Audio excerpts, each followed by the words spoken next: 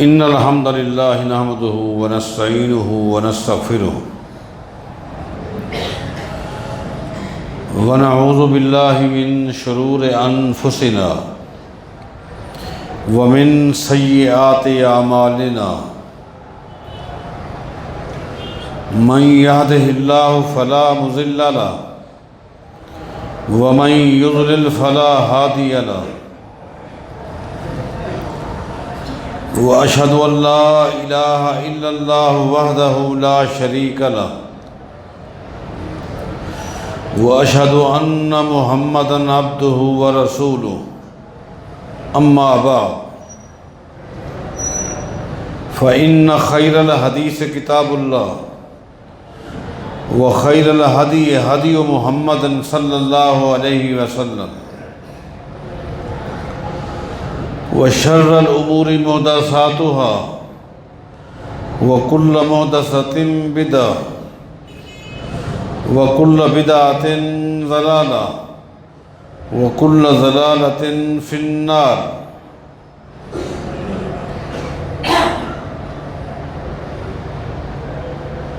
أعوذ بالله من الشيطان الرجيم. بسم الله الرحمن الرحيم. إن أتبع إلا ما يوحى إلي. وقال تعالى في مقام آخر بعد أعوذ بالله من الشيطان الرجيم. بسم الله الرحمن الرحيم. اتبعوا ما أنزل إليكم من ربكم ولا تتبعوا من دونه أولياء قليلا ما تذكرون.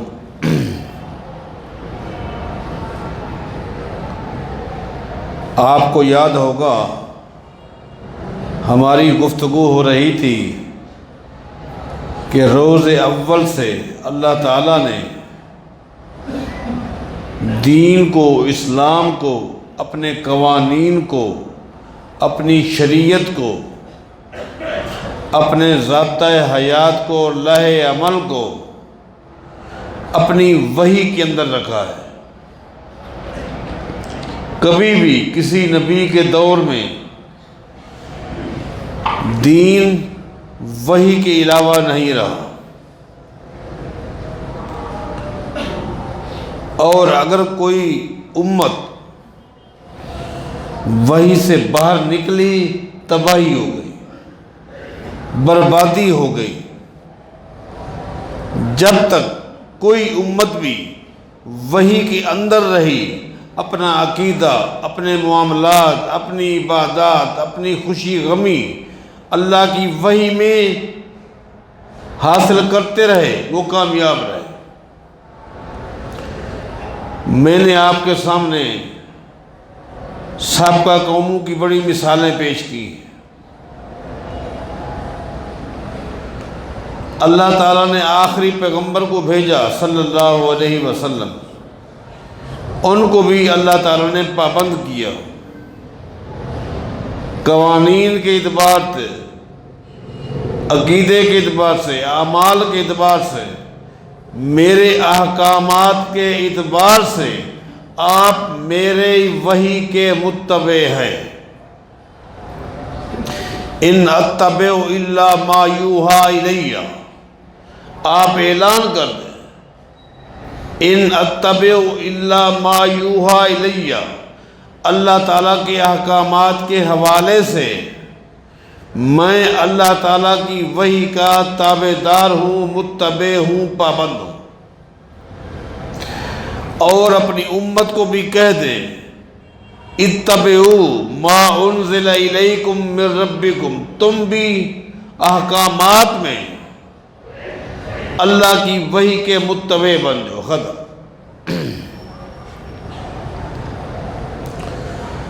اور روز اول سے، یہ دوسرا نقطہ، روز اول سے اللہ تعالیٰ نے کبھی بھی اپنے قوانین کے اندر، دین اسلام کے اندر، امت تو دور کی بات ہے، کسی نبی کی رائے کو بھی شامل نہیں کیا. قدم کسی بھی نبی کی رائے کو اللہ نے دین میں شامل نہیں کیا۔ رائے کو رائے کا درجہ دیا ہے، دین کا درجہ نہیں ہو سکتا۔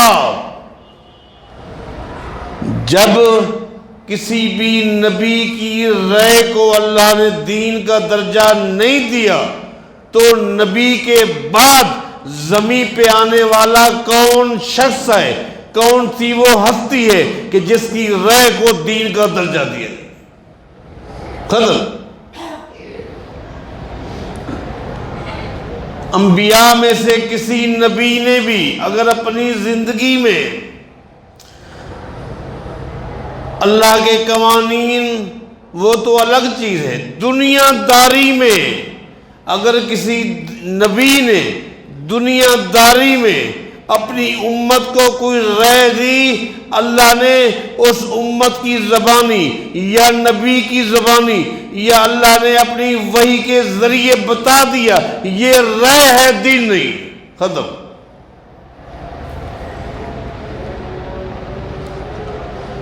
یہ نقطہ ذہن نشین کر لیں۔ سابقہ انبیاء کی میں کیا مثالیں دوں؟ میں آپ کے سامنے چند مثالیں امام الانبیاء، اکرم الانبیاء، اشرف الانبیاء، خاتم النبیین محمد الرسول اللہ صلی اللہ علیہ وسلم کی ذات کے حوالے سے دیتا ہوں۔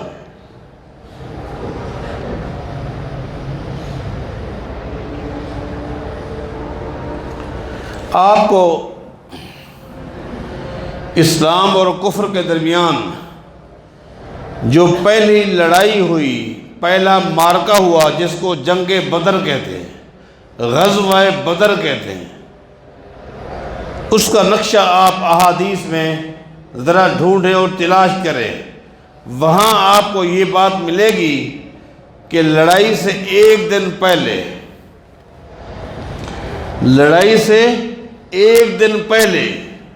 نبی علیہ السلام صحابہ کرام کو میدان بدر میں لے گئے ترتیب دینے کے لیے کہ کل ہمیں کہاں ہونا چاہیے، کس سمت میں ہونا چاہیے۔ دشمن اس سمت میں آ چکا ہے، ہمیں کس سمت میں ہونا چاہیے، اس میں یہ سمت کا انتخاب کرنے کے لیے نبی علیہ السلام ایک دن پہلے صحابہ کرام کو غزوہ بدر کے میدان میں لے گئے۔ نبی علیہ السلام نے سروے کیا، میدان کا سروے کیا۔ اس کے بعد نبی علیہ السلام نے ایک جگہ کا انتخاب کیا، کل ہمیں یہاں ہونا چاہیے۔ جس وقت نبی علیہ السلام نے ایک جگہ کا، ایک سمت کا انتخاب کیا، آپ نے اپنے سامنے ایک انصاری صحابی کو دیکھا جس کا چہرہ اترا ہوا ہے اور وہ رو رہا ہے، ہمت نہیں کر رہا۔ پیغمبر کے سامنے کون ہمت کر سکتا ہے؟ بڑی جرأت کے ساتھ آہستہ آگے نبی علیہ السلام کے سامنے آتا ہے، آ کر عرض کرتا ہے اللہ، ایک دبے لفظوں ایک سوال کرتا ہے نبی علیہ السلام سے، ارائین ام بالوحی یا رسول اللہ۔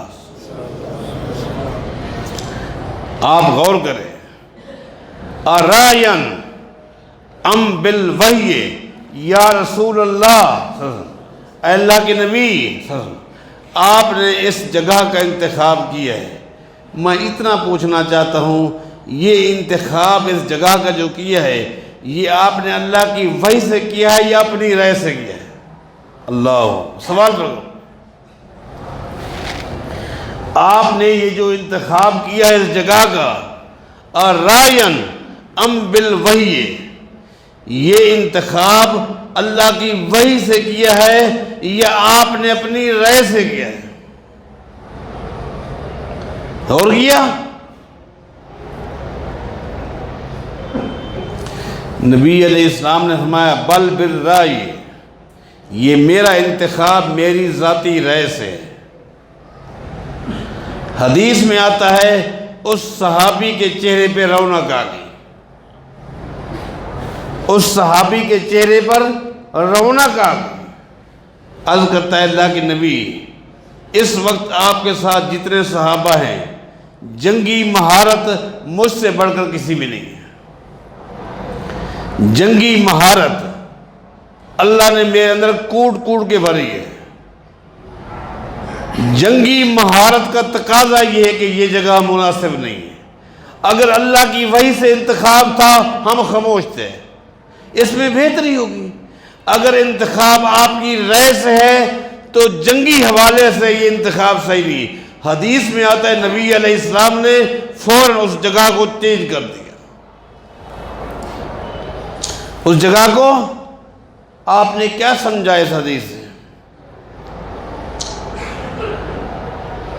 اگر کائنات کا امام افضل الانبیاء بھی اپنی رائے سے کوئی کام کرے تو اس کو بھی اللہ تعالیٰ دین کا درجہ نہ دے، حکم دے صحابہ سے مشورہ کریں۔ وَشَاوِرْهُمْ فِي الْأَمْرِ، قرآن ہے وَشَاوِرْهُمْ فِي الْأَمْرِ، آپ مشاورت سے کام لیا کریں، مشورہ لے لیا کریں۔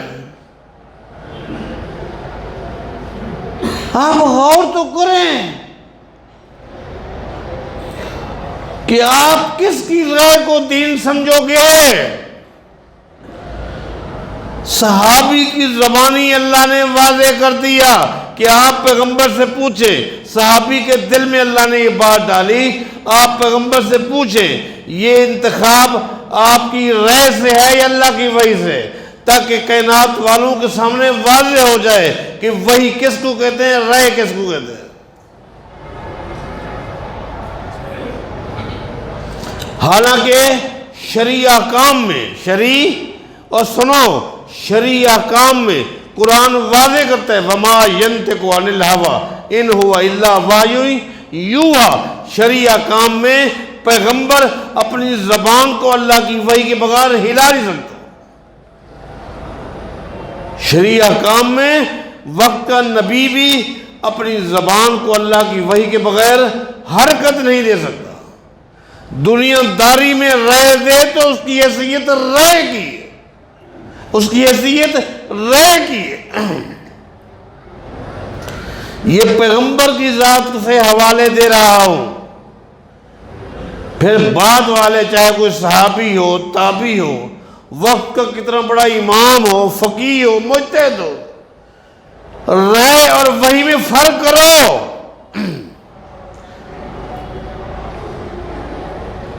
رائے اختیاری چیز ہے، وحی حجت ہے، حجت ہے، حرف آخر ہے۔ آپ کو پتہ نہیں ہے کہ آپ نے یہ حدیث کئی مرتبہ علماء سے نہیں سنی کہ جب نبی علیہ السلام مدینہ تشریف لائے تھے، آپ نے صحابہ کرام کو دیکھا، انصاریوں کو، مدینہ میں کھجوروں کے باغات ہیں۔ نبی علیہ السلام نے صحابہ کو دیکھا کہ وہ تعبیر کرتے ہیں، تعبیر سمجھتے ہیں۔ تعبیر کا مطلب یہ ہے کہ نر کا بیج، نر کھجور نر بھی ہے مادہ بھی ہے۔ نر کھجور کا بیج مادہ کھجوروں کے اندر چھڑکتے ہیں، ابھی خالی بیج نکلا ہے، کھجور نہیں بنی۔ تو نر کھجور کا جو بیج ہوتا تھا اس کو نکالتے اور مادہ کھجور کے اندر چھڑکتے تھے۔ نبی علیہ السلام نے پوچھا، صحیح بخاری کی صحیح مسلم کی حدیث ہے، آپ نے فرمایا یہ کیا کرتے ہیں؟ یہ کیا کرتے ہیں؟ انصار نے بتایا اللہ کے رسول اگر ہم ایسا نہ کریں، اگر ہم یہ پیوند کاری نہ کریں، یہ ملاپ نہ کریں، اللہ نے کہا نا کہ ہم نے ہر چیز میں جوڑا رکھا ہے، ہر چیز میں جوڑا رکھا ہے۔ اللہ آپ کی سائنس تو آج کہہ رہی ہے 100 سال پہلے 200 سال پہلے کہ یہ ملاپ ہے، یہ پیوند ہے۔ اللہ نے تو قرآن کریم میں 1400 سال پہلے بتا دیا کہ ہم نے ہر چیز میں جوڑا رکھا ہے، ہر چیز میں جوڑا۔ اللہ کے قانون کو کون چیلنج کر سکتا ہے؟ تو ہم اگر ایسا نہ کریں، صحابہ نے کہا اگر ہم ایسا نہ کریں تو پھر کھجوریں کیا ہوتی ہیں؟ خسی ہوتی ہیں، ان میں گٹھلی نہیں ہوتی۔ گٹھلی کا بھی ایک اپنا ذائقہ ہوتا ہے۔ آپ کو پتہ ہے کہ حلال جانور کا گوشت آپ خرید کرتے ہیں، حالانکہ آپ ہڈی کھاتے نہیں ہیں، لیکن ہڈی والا گوشت زیادہ لذیذ ہوتا ہے، اس کو آپ پسند کرتے ہیں۔ یہ اللہ کا نظام ہے۔ لذت والا گوشت وہی ہے جو ہڈی والا ہو، ہڈی سے الگ جو گوشت ہے اس میں کوئی لذت نہیں ہے۔ کھجور گٹھلی والی ہو لذیذ ہے، بغیر گٹھلی کے جو کھجوریں ملتی ہیں ان میں کوئی لذت نہیں ہوتی، کوئی ذائقہ نہیں ہوتا، اس کی قیمت نہیں ہوتی۔ صحابہ نے کہا کہ اگر ہم ایسا نہ کریں، کھجوریں خسی پیدا ہوتی ہیں بغیر گٹھلی کے۔ آپ نے فرمایا کہ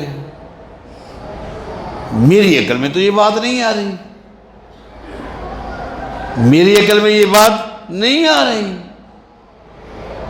یہ تو پہلی مرتبہ میں سن رہا ہوں۔ صحابہ کرام نے یہی نوٹ کیا کہ نبی علیہ السلام اس تعبیر کے حق میں نہیں ہے، اب اس تعبیر کو اچھا نہیں سمجھ رہے ہیں۔ حدیث میں آتا ہے کہ اگلے سال صحابہ کرام نے تعبیر نہیں کی، تعبیر نہیں کی۔ صحیح مسلم اٹھائیں، تفسیر ہے، تعبیر نہیں کی۔ کھجوریں تیار ہو گئی، پک گئی، توڑ لی گئی۔ صحابہ کرام نے عرض کیا اللہ کے رسول آپ کے حکم پر ہم نے اس سال تعبیر نہیں کی، کھجوریں ساری خسی ہے، مارکیٹ میں کوئی قیمت نہیں، جبکہ ہمارا ذریعہ معاش یہی ہے۔ مدینے کی کھجور ملک شام میں جاتی ہے، اس کو پسند کیا جاتا ہے۔ اس سال اس کو کوئی خریدنے کے لیے تیار نہیں، مدینے کی منڈی کھجوروں کے ساتھ بھری پڑی ہے، ساری خسی ہیں، بغیر گٹھلی کے۔ نبی علیہ السلام نے کیا فرمایا؟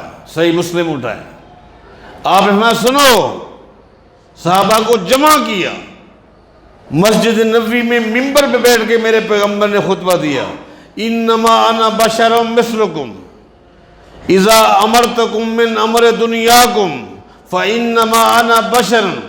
لوگو اگر دنیا کے معاملے میں میں تمہیں کوئی رائے دوں تو سن لو، میری رائے کی بھی وہ حیثیت ہے جو تمہاری رائے کی حیثیت ہے۔ جب میں تمہیں، اب دیکھو اللہ تعالیٰ اپنے پیغمبر کی زبانی کہلوا رہا ہے، واضح کر رہا ہے کہ یہ میرے پیغمبر کی ذاتی رائے تھی۔ کیا تھی؟ رائے میں اور وحی میں فرق کرو،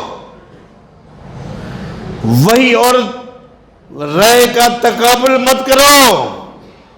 آج امت نے تقابل کیا ہوا ہے اور رائے کو ترجیح دے رہے ہیں، وحی پر ترجیح دے رہے۔ ظلم یہ ہے۔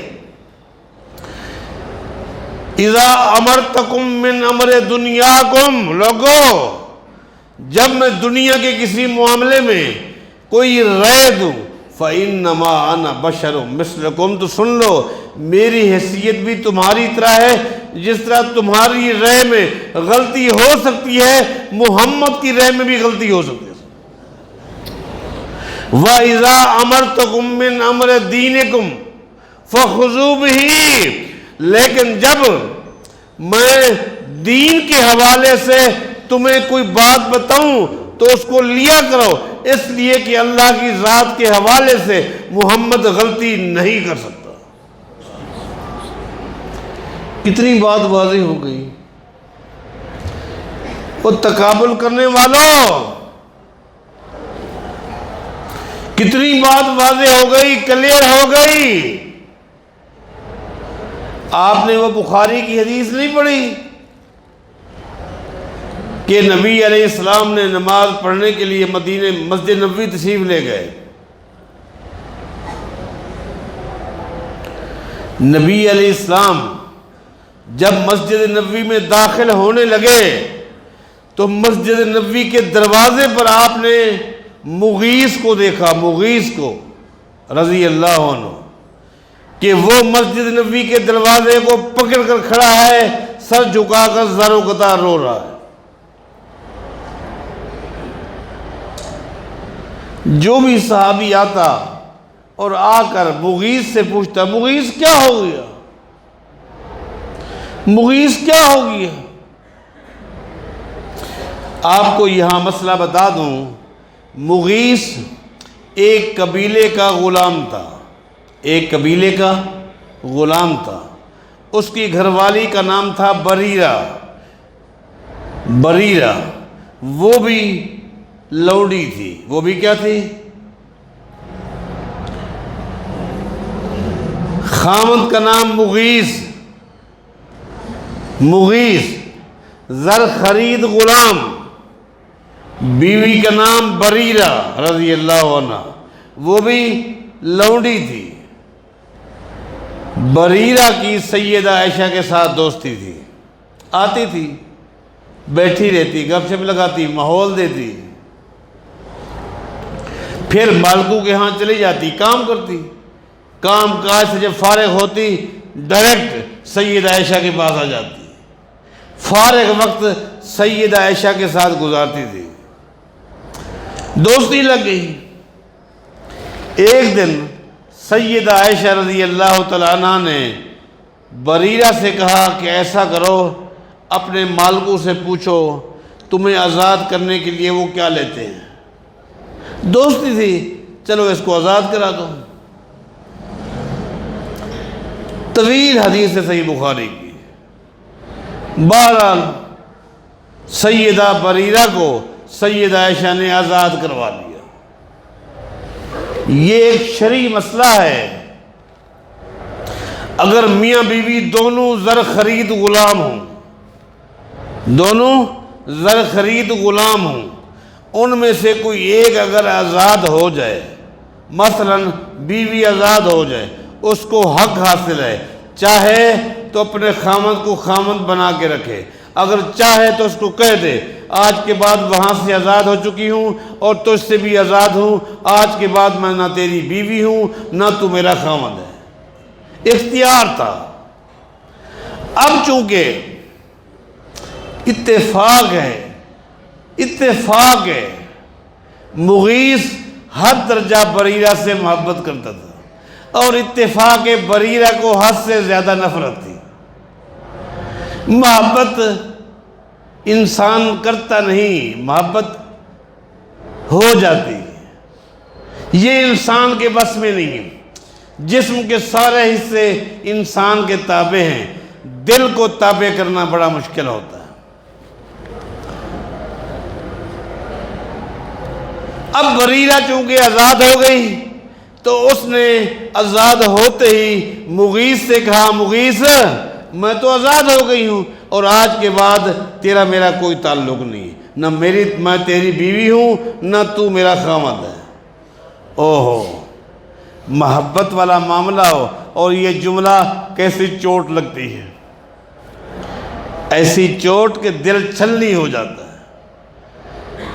مغیث نے خالی نماز کے وقت کی انتظار کی، نماز کا وقت ہو گیا، آ کر دروازے کو چمٹ کر زاروں قطار رونے لگ گیا، تاکہ ہر صحابی آئے گا میری داستان سنے گا، اللہ کے نبی کے آگے سفارش کریں گے، ہو سکتا ہے کہ بریرہ رجوع کر لے۔ اب جو بھی آتا، ابو بکر آتا، عمر آتا، علی، عثمان رضی اللہ عنہ، مغیث کیا ہو گیا، کیوں رو رہے؟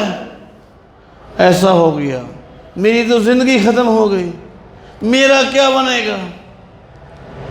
نبی علیہ السلام بھی گزرے، آپ سمجھ گئے۔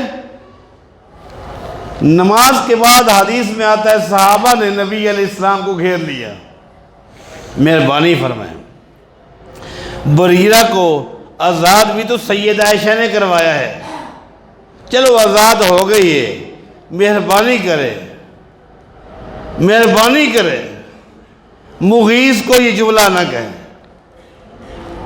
اس سے آزادگی علیحدگی نہ کرے۔ نبی علیہ السلام نے فرمایا ٹھیک ہے، میں بریرہ سے بات کرتا ہوں۔ نبی علیہ السلام گھر تشریف لائے، بریرہ سید عائشہ کے ساتھ بیٹھی تھی، نبی علیہ السلام نے بلا لیا بریرہ کو۔ قربان جائیں، بریرہ نبی علیہ السلام سے بھی دین سیکھ رہی ہے اور سید عائشہ کی خاص شاگردن ہے، علم کا سمندر بن چکی ہے بریرہ، دین کو جانتی ہے۔ نبی علیہ السلام نے فرمایا جو مسئلہ آپ کو بتانا ہے سنو، جو بات آپ کو بتانی ہے وہ سنو۔ نبی علیہ السلام نے فرمایا بریرہ، پوری مسجد مغیث کی سفارشی ہے، میں محمد بھی سفارشی ہوں۔ اللہ، کسی کا دل توڑنا بریرہ اچھا نہیں ہوتا، اس کی آنکھوں کے آگے اندھیرا ہے، اس کو راستہ نظر نہیں آتا۔ بریرہ ذرا مسجد نبوی کا دروازہ چل کر دیکھ تو صحیح، آج مسجد نبوی کی گلی مغیث کے آنسو کے ساتھ بھری ہوئی ہے۔ بریرہ پوری گفتگو پیغمبر کی سنتی رہی، پوری گفتگو۔ اللہ، آخر میں کیا کہا؟ اتشیر ام تامر، اللہ، اتشیر ام تامر، اے اللہ کے نبی مجھے اتنا بتا دیں، یہ جو آپ کہہ رہے ہیں آپ کا مشورہ ہے یا اللہ کی وحی ہے؟ اللہ،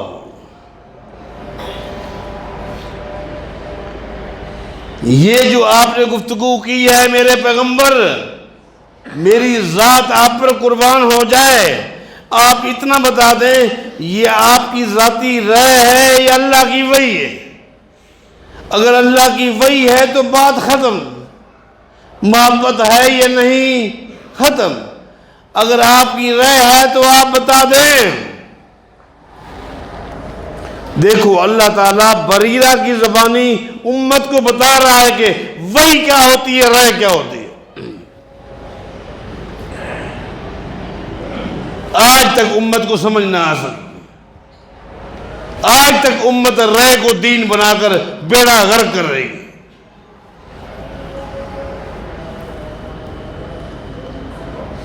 نبی علیہ السلام نے بریرہ کو دیکھا، اے بریرہ کیا تیری ذہانت ہے، کیا تیرا علم ہے، کیا تیری دور اندیشی ہے، کیا تیری فہم ہے، کیا تیری فراست ہے۔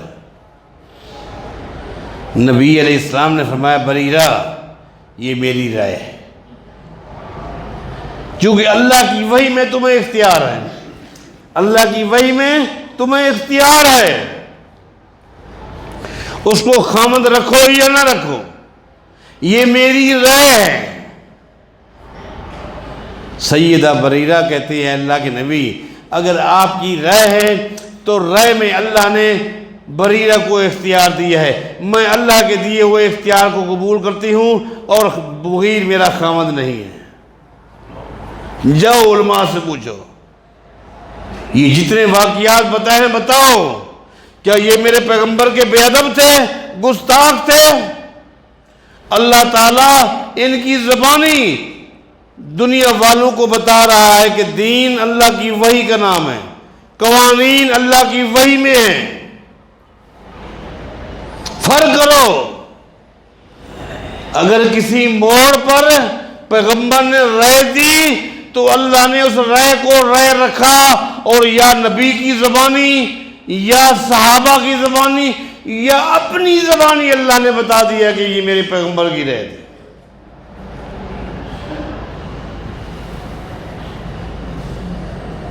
آپ کے سامنے وہ صحیح بخاری کی حدیث نہیں ہے کہ جب نبی علیہ السلام کی دو بیویاں آپس میں بیٹھ کر مشورہ کر رہی ہیں، میرے پیغمبر کی دونوں بیویاں ہیں، آپس میں بیٹھ کے مشورہ کر رہی ہیں کہ اس کی کیا وجہ ہے کہ نبی علیہ السلام ہمارے گھر تو آتے ہیں ہماری باری والے دن، جب ہماری باری ہوتی ہے ہمارے گھر میں آتے ہیں، دن بھی گزارتے ہیں رات بھی گزارتے ہیں، لیکن اس کی کیا وجہ ہے کہ نبی علیہ السلام روزانہ عصر کی نماز کے بعد زینب کے گھر ضرور جاتے ہیں، کیوں جاتے ہیں؟ یہ سوکن کی کہانی بڑی حساس کہانی ہے، حساس کہانی ہے۔ سوکن کا معاملہ بڑا مشکل ترین دنیا کا معاملہ ہے۔ اس کی کیا وجہ ہے؟ میرے پیغمبر کی بیویاں ہیں، کیوں نہ کہوں یہ امہات المومنین ہیں، قیامت تک آنے والے مسلمانوں کی مائیں ہیں۔ غور کرتے ہیں کہ معاملہ کیا ہے۔ ایجنسیوں کو لگا دیا، پتہ چل گیا کہ نبی علیہ السلام عصر کی نماز کے بعد سیدہ زینب کے گھر جاتے ہیں، وہ شہد کا شربت پلاتی ہے، شہد کا شربت پیغمبر کو پلاتی ہیں، اللہ کے نبی وہ پینے کے لیے جاتے ہیں۔ اب انسان ہے، انسانی تقاضے کے تحت انسان میں غلطیاں بھی ہوتی ہیں، غلطیاں ہوتی ہیں، ہو جاتی ہیں۔ ان دونوں نے کہا، فیصلہ کر لیا، پیغمبر جب تمہارے گھر آئیں یا میرے گھر آئیں، شہد پی کر اگر تمہارے گھر آئیں یا میرے گھر آئیں، ہماری بات ایک ہونی چاہیے کہ آج کیا آپ نے کھایا ہے یا کیا پیا ہے۔ جو چیز بھی آپ نے کھائی ہے یا پی ہے اس کے ذائقے میں بو ہے، بدبو ہے۔ انسان ہے، ہمارا فکر اور منہج بڑا واضح ہے، واضح۔ یہی ہوا، نبی علیہ السلام نے فرمایا میں نے تو شہد کا شربت پیا ہے۔ وہاں جس دن گئے تو وہاں بھی یہی بات، نبی علیہ السلام۔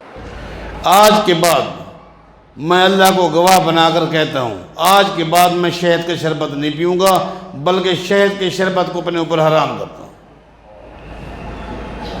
اللہ، یہ فیصلہ میرے پیغمبر کا ذاتی تھا۔ کیا تھا؟ اور لوگوں کیا تھا؟ ذاتی تھا۔ ذاتی فیصلے اور وحی میں فرق نہیں کرتے، ذاتی فیصلے اور وحی میں فرق کرو۔